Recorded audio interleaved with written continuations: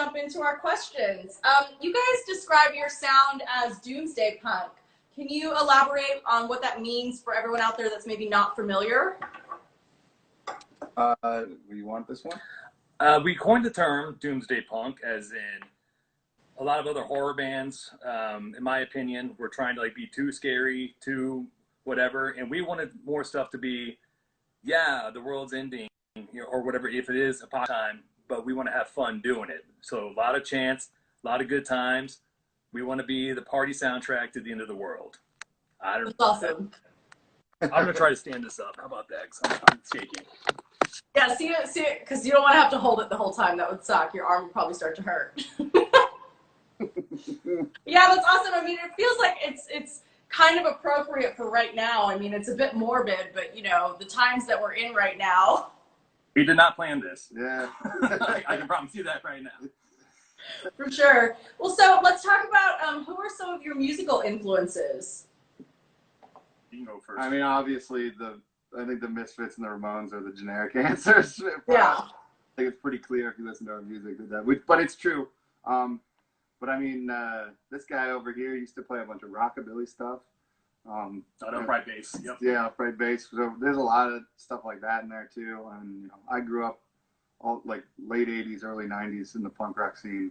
You know, right outside of DC too. So a lot of like Discord bands, you know, Fugazi, Minor Threat, and even some West Coast stuff too. Like I fell in love with Bad Religion really early, and Bad Religion's always been a huge one. I first got into punk listening to like hardcore, you know, old school Black Flag, all West Coast kind of punk rock stuff. So Descendants too. Everything kind of merged together. That's awesome. Yeah, those are all really good influences to have. I mean, I feel like so many bands today are you know, heavily influenced by those guys. They kind of paved the way and really cultivated those sounds that were just inspirational. Yeah, no, I mean, I don't see any other way to look at it, to be honest with you. And even and even us too in like the mid '90s, just like everybody else, you know, like when Dookie hit, you know, Green Day, I think we all pretty much fell in love just like everybody else did too, because you know, it's a renowned record. Yeah, for sure. I remember hearing that. I mean, I was like 7 years old when that came out, and I remember my big brother had it. And my big brother had it, and it even like, you know, struck a chord with me, even though I didn't understand it. I didn't even know what they were saying, and you know, probably was not appropriate for my age to be listening to those lyrics. You know. You didn't know what they meant. Yeah. Who cares? I think I was like in high school or something when that came out. I'm pretty sure. Yeah, I feel like, I mean, if you're into punk and you're kind of in that age range where you were around in the 90s, like, you're fucking lying if you say you didn't like Green Day. Yeah, like, no, even if you didn't know who they were before they got famous, you're still probably lying a little bit because you know you listened to it. Yeah, there's a reason why that album blew up, because the songs are fucking good. Yeah, well written. Well, so speaking of that, you guys actually have a new album that's about to come out called The End Is Nigh. Again, very appropriate for what's happening right now. We did not, yeah, you can't make it up, I guess. I don't know. Yeah. I mean, obviously it was your thing, and then it just happened to be that it was kind of a coincidence. But it's currently available for pre-order, but I haven't seen any dates listed of when it comes out. When does it come out? Well, we don't have a date technically yet. We are putting the finishing touches on it because we do everything ourselves. Like we record, you know, so we're still putting the finishing touches on it. So as soon as that's done and we get it sent off to get pressed, then the vinyl company that's pressing it'll at least have a return date for us, and then we can actually set a real date. And vinyl takes forever, so we're hoping by the end of summer to have product in hand. Yeah, I think a lot of bands are kind of struggling with that right now too. Not even just bands, but companies, because like production is obviously a lot slower right now. Yeah, unfortunately, but if I remember correctly, I believe we're going through Pirate Press. So. Oh, nice. Yeah, so that at least, you know, they're one of the ones at the forefront of everything. So. Yeah, I know a lot of those guys, and I think that's really helpful because they do it like they do all their pressing themselves, and so they're kind of not at the mercy of somebody else that's maybe in like another country or another state. They do it in house. Yeah, it's not, we like to support people who do stuff themselves because we do pretty much everything ourselves.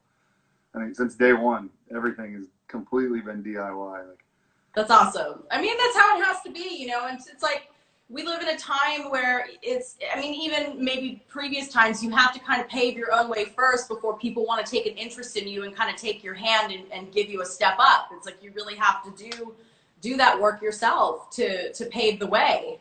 Yeah, and it's nice when you do stuff like that, and then you get people along the way take interest and want to help in like genuine ways, not like grifter ways, but yeah. They want to help in genuine ways. It's always nice to add somebody to the chain, and then you can take everybody up instead of just one entity rising to the top and making all the money. Everybody can go. For sure. Well, so let's talk about the album, making the album, the process of it, your favorite parts, favorite songs, struggles you faced. Obviously, like you said, you're still kind of putting the finishing touches on it, but can you talk about your process thus far? Well, we definitely had some struggles with this one. We lost our drummer.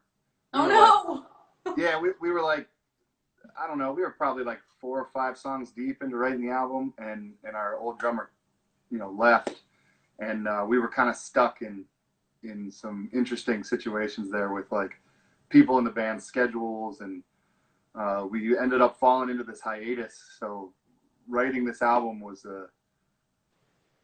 it ended up being a really, really long time. It was like almost like 3 years from that point to the end.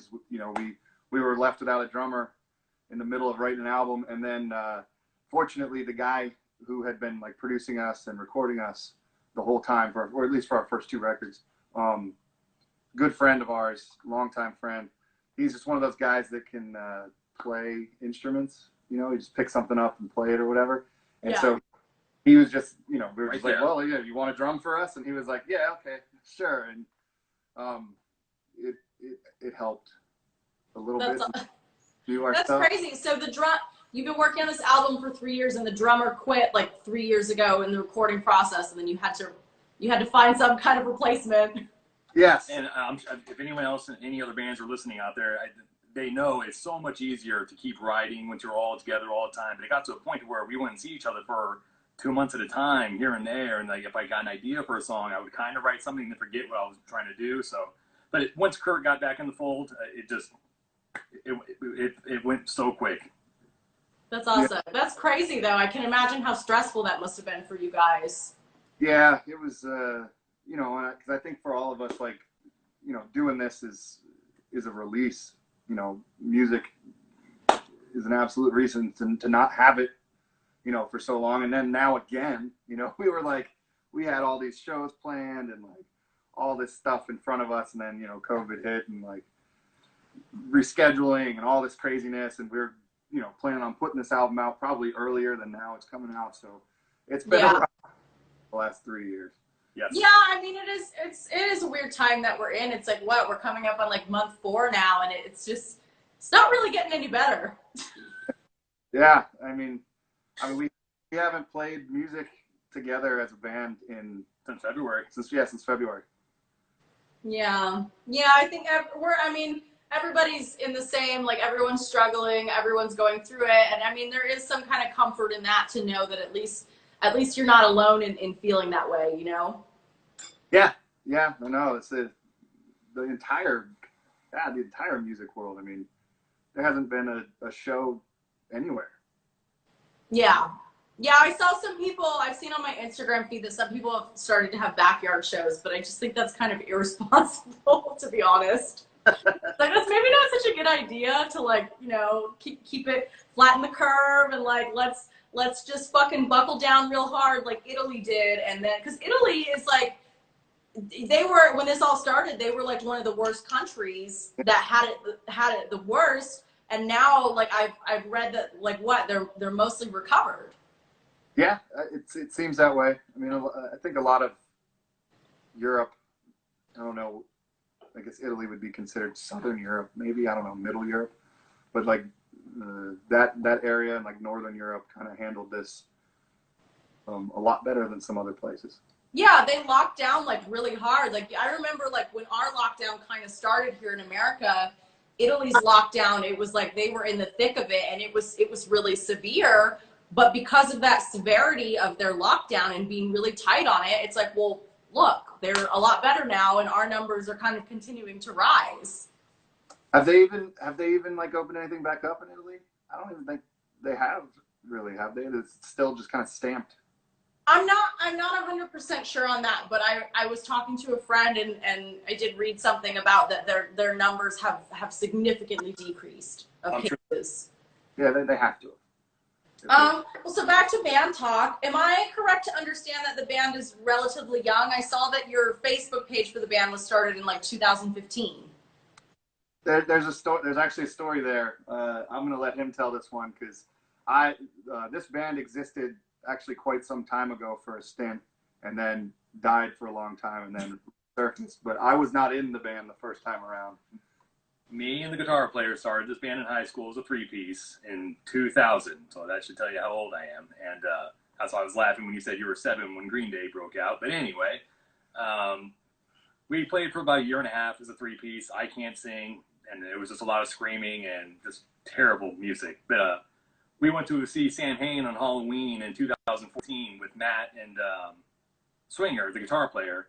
And I was like, guys, let's try it again, you know, because I know Matt can sing. I was like, you know, let's really get into it, you know, the leather jacket. And that's why me and Swinger are the only ones that paint our faces, because the whole gimmick is they resurrected us. So there you go. Yeah, they're the dead ones, him and the guitar player from the old, you know, incantation of the band. That's so funny. So it's you know. It was a good time. Well, so you guys you're from Fredericksburg, Virginia. What's the scene like over there? I've honestly never been there. Like the only area I've been close to you guys is like New York and New Jersey. So I'm just not really familiar with the scene out there, except for a lot of the, you know, the famous bands that have come from that kind of region. Sure. Have you ever been to DC? No. Never DC. Okay, so. Well, actually, no. Wait. When I was a young child, I went with my dad on like a vacation, and we did like the monuments and shit. But that doesn't. It's not the same, you know. Yeah. You don't see Fugazi with your dad or anything on a whim when you were here? I was so young. I seriously think I was maybe like 4 years old, so I barely remember. I just remember I had a T-shirt that said Washington D.C. and it was like my favorite T-shirt because it was soft. They were probably playing free somewhere. Fugazi. They probably were. They do that a lot. No, I would say the scene here though it's actually growing a lot. When we started, there was a couple bands, and now it's just like the younger kids. Thank God that, you know, the ones that are high school are actually starting bands, and they're actually to play places. We actually play with a lot of younger bands when we play here, and it's really growing. So I mean, yeah, we're like literally right. So the big two places where there's scenes around here is like Richmond, Virginia, and DC. Obviously, I mean everybody knows all the big punk rock bands that have come out of Richmond over the years. But we're literally like right in between the two of them. So we're about like 50 miles south of DC and 70 miles north of Richmond. Yeah. So we get a lot of traffic through there, but the city here, Fredericksburg, which is a very small city, there's not a lot of like venues and stuff like that. So the scene here isn't as good as like if you were to go north a little bit or south a little bit, but the small venues that we play are packed when we do play, so that you know, people turn out for it. So people want it. It's a good time. Yeah. Yeah, because there is nothing. I mean, I grew up in Florida, and I remember when I would go to shows there, like, yeah, there'd be a good amount of people because there wasn't fuck all to do. Otherwise, there wasn't really a good music scene at the time that I was living there. It was like the summer tours would come through, and that was about it, you know? Yeah, we don't get tours through here anymore, at least. There were at one point, but the venues ran into the ground now. And the people that run this city here have really tried to stamp out live music for some reason. That's weird. Why? It's terrible. It's absolutely terrible. But why? Why would, like, what is their motive for wanting to do that?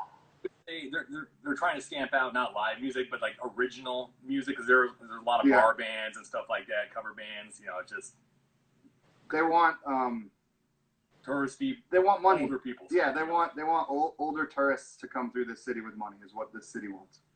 Yeah, and I mean, I can understand that side of it too, but it's like, what about the young people too? It's like, They don't care. I mean, it's like, I hate that you go on vacation, there's like some shitty fucking cover band, and it's like, what is this crap? They're ruining the vibe right now. Street clothes, and they look terrible. And I'm like, they're playing Who songs, and they're all out of key. What are you doing? God. Yeah, but where you are though, the states are kind of small, so it's like it's not hard for you to travel to like the bigger cities, right? Because it's all kind of more condensed. New York City's like 5 hours, 5.5 hours. Philly's like 3 hours. And Richmond again, big punk rock city, 45 minutes. DC, 45 minutes. So. Oh, that's not bad at all. I mean, like California obviously is like fucking enormous, so it's like if you're trying to go up to the Bay, it's like like a freaking 8-hour drive because there's always traffic too. I'll say the traffic there too. So yeah. And even Austin here is like 8 hours. Doable. It's doable. Yeah. Yeah. Oh my God. Well, so let's talk about, both your names are Matt. How does that work as a band when like someone calls out the name Matt? We both look. Or somebody says, which one? We both look stupid. Do you have like nicknames to distinguish each other so that it's not just like, hey, Matt?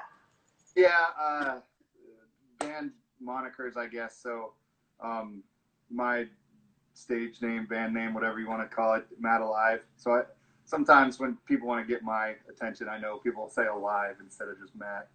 And plus, when we're on stage, he's a singer, so most people are going to shout to him anyway. They're not going to shout. Well, no, but I just mean like, especially like if you're touring or like within the band, it's like, oh, hey, Matt, pass me the fucking water, and No,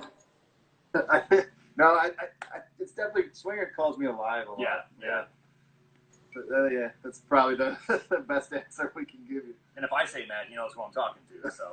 Well, yeah, obviously. Oh my God. Well, so we're about halfway through our questions. Is it possible to ask you guys to perform a song? I know like some artists are into it, some are not. Oh, we would, but we are absolutely not equipped. We would need a guitarist here to do it. Okay, well, it's always worth asking. Yes. So then we'll just move along in our questions. Let's talk about your new music video, Children of Adam. I actually premiered it on my YouTube channel, and it's on all of your socials as well. Can you talk about the making of that video? So we have a friend who lives in LA, out your area. His name's Steve Guerrero. And he's done a bunch of videos for a whole bunch of different bands over the years. Dude's actually, he's actually won like 11 Emmys or some crazy. Oh wow, that's amazing. He works for the Lakers, right? Well, he used to. Oh, okay. He used to work for the Los Angeles Lakers, whatever the sports network is out there that the Lakers play on. He was like their producer, I believe, for a while, enough to win 11 Emmys, or I think that's the number. Well, yeah, so he hit us up and was like, it was like right start of COVID. Yeah, well, actually, before that, previously, when we went out to the West Coast to play in 2016, he actually wanted us to get in with him while we were there and film a video, like live and all that stuff. But it unfortunately didn't work out. So he's been kind of at us to film a video with him for a few years now. So he hit us up and was like, "Hey, everybody's doing these COVID videos, where everybody films himself." He's like, "I really like, let's do it with you guys, to a song on your guys' new album."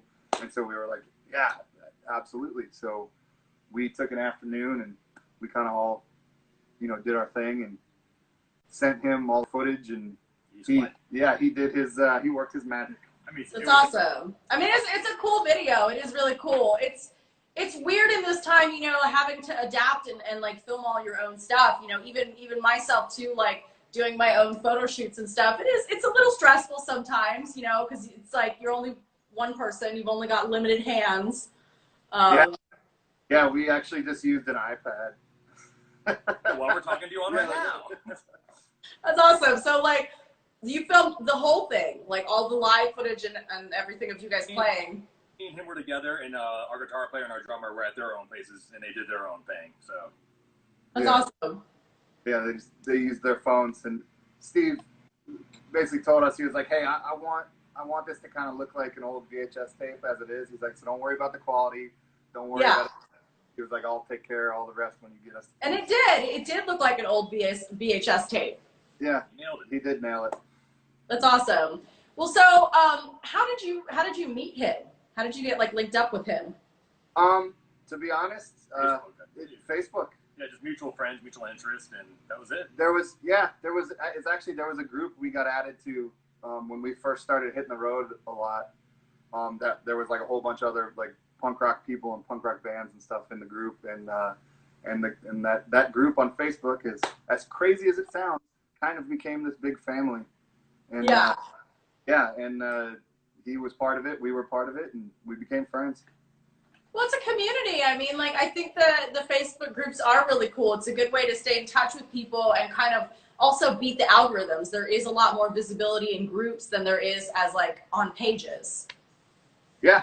And, yes. And unbeknownst to some people out there, there are Facebook groups out there that actually have, do social media right instead of everybody just at each other's throats all the time, Yeah. Stuff like that.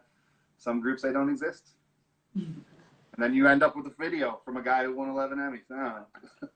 That you've never met in person. Yeah. So there you go.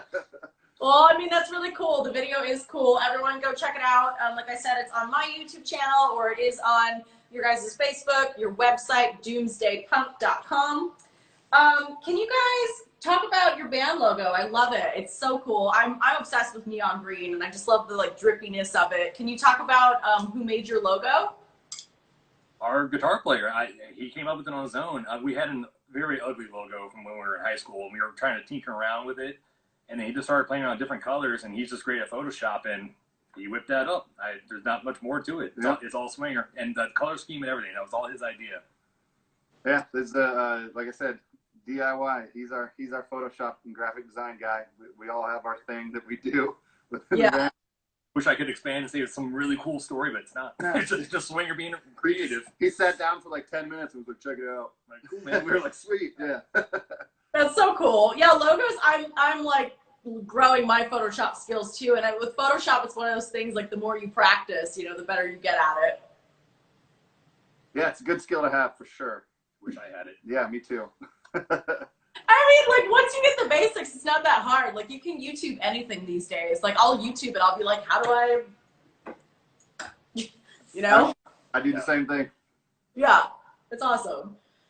So let's talk about, can you share some of your most memorable stories from touring and playing shows back when, that was a thing? Yeah. In the past. All right, so, yeah, all right. I'll let you take the first part. So this one's kind of going to be about our old drummer. So, you know who the Murder Junkies are. I'm sure tons of people know. Okay. So we played with them a couple times. And one of the shows, the second time we played with them, was actually in L.A. I can't remember the name. Remember the name of the venue? Blacklight District Lounge in L.A., I believe. I don't know. Venues, I feel like they come and go, and then they'll change names here. So It's in Long Beach, I think, or something. I don't know. But we played I think I know that one. I think that one's still there. Yeah. And so I don't know if you've ever seen the Murder Junkies play or not.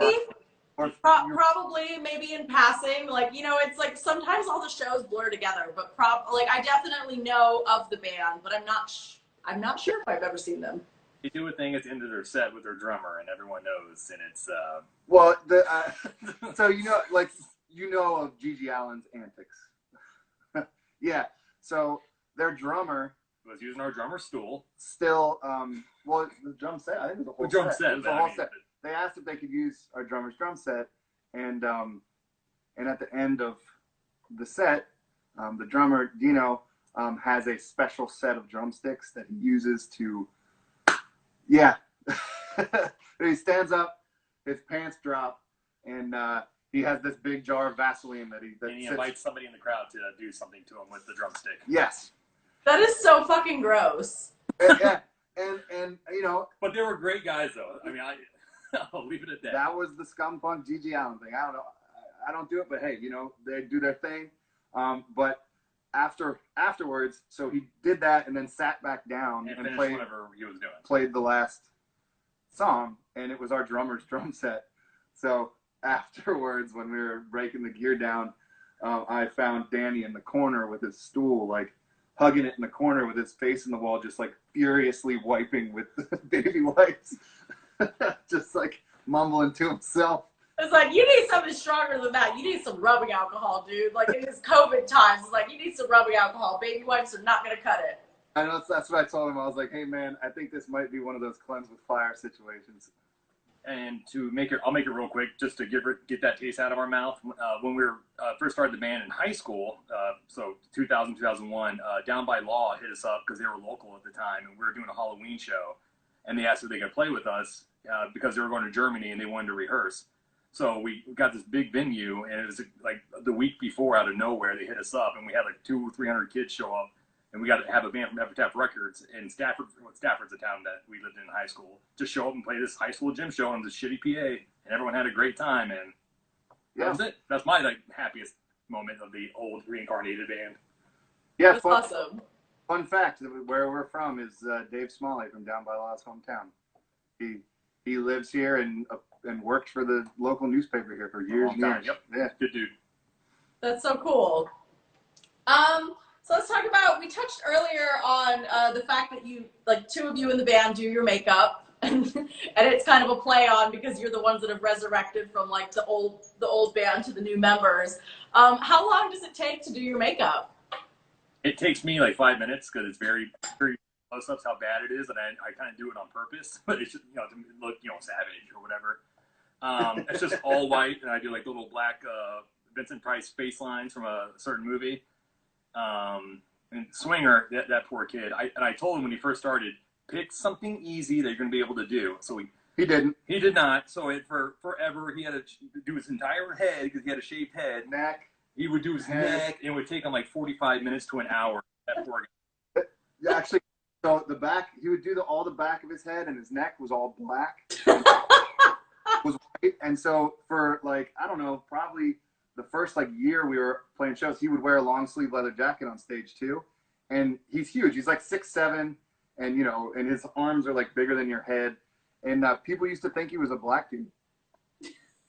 Yeah, because the black paint or whatever, like he'd come out without his makeup on, and people would be like, "Oh my God, your guitarist isn't black," and we'd be like, "No, it's makeup." Like, like what the fuck would motivate him to like, I'm gonna do the back of my head too? And it's like, because he's a perfectionist, so he did it one time for one show, and he wanted to have continuity, and God bless him, he did it for a long time. And then once we started, getting back with the new drummer and all that, he talking about not wanting to shave his head. I'm like, no one ever said you had to shave your head, dude. Keep your hair. So it's much quicker for him now. It's like 25 minutes at most because he still does like certain designs and all that. Yeah. So what's like the most annoying thing about doing your makeup? Mine is easy. It just takes no time to wipe. Sometimes if it's a late show and I'm like hustling to go to work the next day, I'll realize I still have like guy liner on and nail polish. That takes forever to get off. I don't know how you gals do it. I don't know. Guy liner. It's like that scene from Rockstar with Mark Wahlberg where he has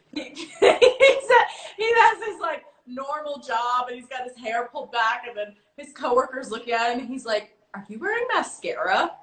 I've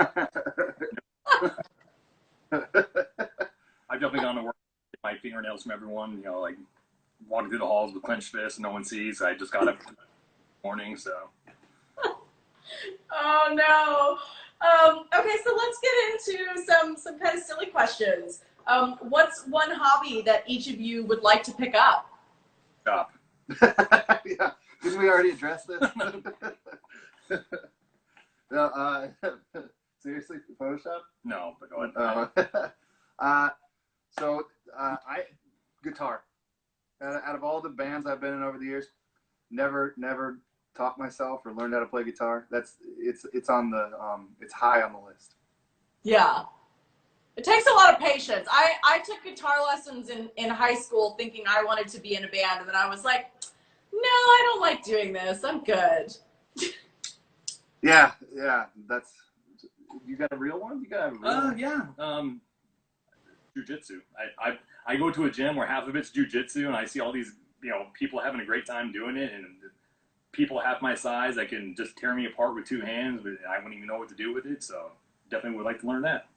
That's awesome. That's a good one. You should do it. Like, you know, when the gyms safely reopen. I know a lot of them are starting to reopen now. Like a girlfriend of mine, she said she just went to her first workout class today. And she said it was kind of weird though. It was like you wait in the line outside, 6 feet apart. They scan your forehead for your temperature. And then like this one was kind of like an interval training class. So it's like, through the class, you like rotate on multiple machines, and the machines were all numbered, and it was like you have to stay on your numbered machine so they don't cross contaminate. And that kind of kills the interval part of it, doesn't it?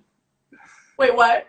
Doesn't that kind of kill the interval part of it though? If they have to stay on the same machine, or No, like it's like each variation of machine is numbered, and you have to stay like she was number 8, so it was like, okay, when you switch to the next machine, you have to go on the machine that says number 8. Gotcha. So each that's an 8. I get it. So yeah, like because like they don't want people like sharing the machines within the same class because it's like not sanitary. It's so weird. It's so fucking weird. Yep. Trust me, I know. I saw like on Instagram there was like a picture. I don't know if it was a joke or it was real, but it was a yoga class and everybody had like literally a plastic bubble around them. Yeah, probably real. So I wonder how like a jujitsu class would be if your gym is reopened already. Like how would that be? You can't touch each other. Like a bunch of mimes just trying to fight each other, not 6 feet. 6 feet. Oh, hey. So tell me about your guys' first concert. Well, if you can remember, like what? There's kind of 2 of them. You talking about the first concert we played? Oh, like first concert we actually went to as like young. Both. Let's talk about both. First concert you ever played as a band, and first concert you ever attended as a patron. Well, the first one we played as a band was a weird one. I'm not going to get all sappy and make it long, but my father was dying of cancer, and we knew it going into it, and he was just getting progressively worse.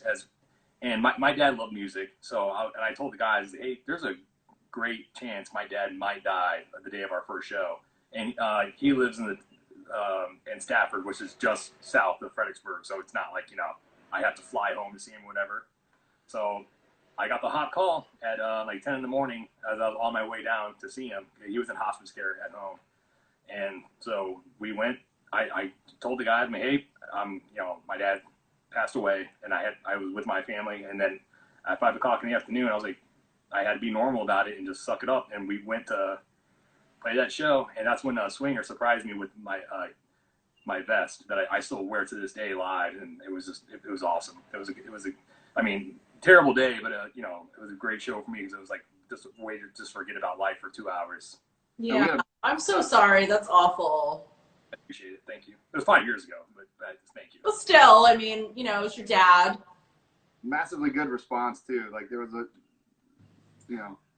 like no one knew who we were. I think we were like the first or second band. It was our first show, together. So people were like, I think I remember this band from 15 years ago, and we went out and killed it, and then went home and did nothing. So that was again weird day. Yeah. Sorry, I don't mean to kill the mood, but no, that's a real thing. It happens. It's part of life. It's like the road bumps of life. Like you had a show to play, and that was so sweet of your bandmate to gift you that, of something really memorable and special that you still have today. Yep. Still to this day, wear it every show, and I never take it off when we're playing. That's part of my gimmick. Leather jacket constantly, but a sleeveless one. We cut it off, so yeah. Really hot. Yeah, wearing a leather jacket for an entire show with the amount of jumping around we do is Oh, I know. I always wonder that about Colin from GBH. Colin, I think he doesn't usually take his jacket off. Colin from GBH, and it's like, isn't he hot? Yeah, I've done the same thing. I've worn that leather jacket every show for the entirety of the show. That's probably going to change here though. Yeah. I'm the lone man standing with it. It sucks. I can imagine. So for you, do you have like what was your first show memories? The first show I ever went to was Actually, it was David Bowie and Nine Inch Nails. That's awesome. That was a really good one. That's a good one. 1995, I think. Pretty sure it was 1995. But yeah, I was like 15. That's so cool. I never got to see either of them play. Oh, it was amazing. It was completely amazing. First concert I went to, I was 9 years old. My sister was in high school, and it was all the rage in 1990. New Kids on the Block. Yes, and KOTV for life. KOTV for life. Oh my God, that's so funny. I think my first concert, I think like it was when I was young. I was really young, you know, and it was of that time. I think I was like 12 years old, and I went and saw NSYNC because I fucking loved them. I had the posters, and like it was that time, you know, that it was like the boy band era. My wife's favorite band. And JT and his gorgeous locks. Oh my God, I remember like being outside of the stadium all day, like waiting. And I was like, weird times for stadium shows, you know. It's like you go from going to stadium shows and it's like, these fucking suck, man. Like I prefer like, you know, a more intimate show. I hate stadium shows. Like so much that I don't even go to. I used to do all the festivals and stuff in high school. No more. No, I like festivals, but I just, the stadium shows, it's just like, God, everything is so fucking expensive. You're so fucking far away unless you paid like an insane amount of money for tickets. And it's just like, it's overwhelming. It's like, this is too big. I should say a festival show in a stadium. Okay, yeah. Like, I think I saw someone in the comments, they said Ozfest. Ozfest is like a really big one. Cool. Yeah, 99. That back in those days, yeah. I mean, those were kind of fun. I mean, I used to go to all the Warped Tours and stuff. Yeah. Yeah, I've been to a few Warped Tours. That was one of my first, like, punk ones when I got into punk and I was in high school. I was, like, 16. I remember going to the Warped Tour. It was so fun. Yeah. Yeah, Warped Tours back in, like, the late 90s, early 2000s. The first Warped Tour I went to was, like, 1996, I think. Oh, my God, it must have been so good. The first one I went to was, like, 2006, so it was already kind of different. No, I actually remember it was like so it was in DC and Blink 182 played and no one knew who they were. Not my best friend was from San Diego and had moved here and he was the only person in the whole building who knew who they were. That is so funny. Crazy, right? Yeah. Oh man. Well, so let's talk about books that have influenced each of your lives. Are there any books that you've read in your time on this earth that have really spoken to you and influenced you? So many. I'm really big into Edgar Allan Poe and H.P. Lovecraft. I know that's, you know, cliche to say for a band like us, but probably the first book I read after watching movies and stuff from when I was younger was probably Bram Stoker's Dracula. Just seeing how much different it was and just totally getting into it. I always read morbid stuff. Cool. Well, it's, you know, I mean, it's obviously like, you know, an influence of your band as well. I would say non-horror though. My favorite book growing up was On the Road by Kerouac. I love that book. Cool. What about you? I got a book that I read like almost 10 years ago now, I guess, called The Social Animal by David Brooks. Okay. Really spoke to me. It's a fantastic book. If anybody has never heard of it, you should read it. I don't know. It deals with real life statistics and like building your life and building a family through like fictional characters. Except I don't know. It's hard to explain what the book is, but it like The Sims, like the Sims game. It's crazy. It's like reading The Sims. Based on like actual like statistics of like families and I don't know, it resonated with me very heavily. It's one of the more favorite books I've ever read, definitely. That's awesome. It sounds interesting. It's very interesting. There's another one that I read recently by this guy named Johan Hari. It's called Lost Connections, and it's about like it was his second book, and the first one I think it's called Chasing the Scream, which is like about addiction and stuff like that. But Lost Connections about depression and like what truly causes depression and why it happens to so many people within a society and What are the ways we can fix that other than, you know, medicating ourselves with like pharmaceuticals and stuff like that? That book resonated a lot with me too, because I think a lot more people in this world are depressed than think they are. Yeah, I mean, especially in this time, like so many of my friends that I've, you know, touch base with in these times, like, you know, they're sad. I mean, understandably so. I mean, like, seriously, it's like we don't have any fun anymore. Like every day is just like the hamster wheel of the mundane of like just trying to be safe. Yeah, and then coming out of this whole thing, like, I mean, God, what the suicide rate has just drastically risen in this country, and it was already. Has it? Oh my God. I mean, I guess it's not surprising, but it has been hard, you know? Like it's like I was just having this talk with a girlfriend last night, and it's like, yeah, it's just like, remember all the fun stuff we used to do? We literally are like not having any fun anymore. No, the suicide rate has skyrocketed, and unfortunately, like domestic abuse and like child abuse have also skyrocketed during this whole thing. It's sad. So sad. Sad, but you know, then you have the adverse, like traffic deaths and stuff like that have plummeted. So, you know. Well, yeah. Yeah. Yeah, of course. But yeah. So let's talk about last question. What is a country that you guys have always wanted to visit, and why? I have a total nerd answer. I want to go to Greece because I want to go to Thermopylae because I love 300, the movie, and I want to see where the Hot Gates took place. Just in case you're familiar with that, the old Greek mythology stuff, you know, the 300 Spartans versus the millions of Persians, and I don't know, infatuated with that story. That's awesome. I've been to Athens and one little island outside of Greece, but like I've always wanted to tour around Greece more. It's just it's so beautiful there. I mean, I would definitely go see other stuff too, but it's always been Thermopylae that's you know, attracted me to wanting to go to Greece. You have the outfit and you can like. I so many places that I want to go.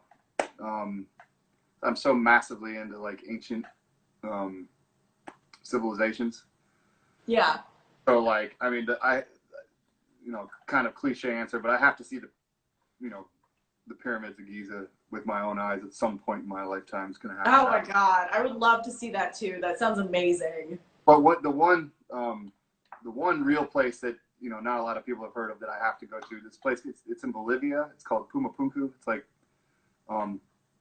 I believe it's part of like the Chichen Itza like complex, but the ruins that are there are ones that no one has been able to explain how they were created, because the craftsmanship on the rocks, so to speak, I guess, or is just so unreal to think that somebody that long ago could do it today, because people can't even replicate it today with lasers.